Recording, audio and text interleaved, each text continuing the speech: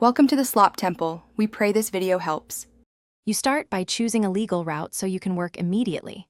Create or sign into a Microsoft account. This gives access to Word Online. Once done, decide between a free Office 365 trial, using Word Online, installing the mobile app, or switching to LibreOffice for offline use. Make sure to back up current documents to OneDrive or a local folder first. This avoids data loss and helps you evaluate features. You'll notice Word Online covers most editing needs without a product key. You now set things up for actual editing. Sign into Office. Com and open Word Online. It loads in your browser and lets you create, edit, and save to OneDrive, no product key required. If you prefer offline work, download LibreOffice and enable DocX compatibility during setup. Alternatively, install the free Office mobile apps and sign in to sync documents between devices.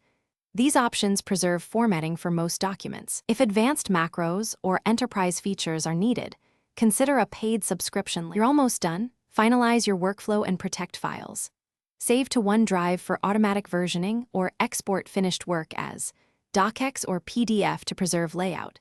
If complex formatting or macros fail, open the file in Desktop Word on a licensed machine or tweak LibreOffice compatibility settings. Make sure autosave is enabled where available. If something goes wrong, a key troubleshooting tip: check sign-in status, reset your password, clear browser cache, or use a private window to isolate authentication problems. Thanks for watching. Consider subscribing if we helped you.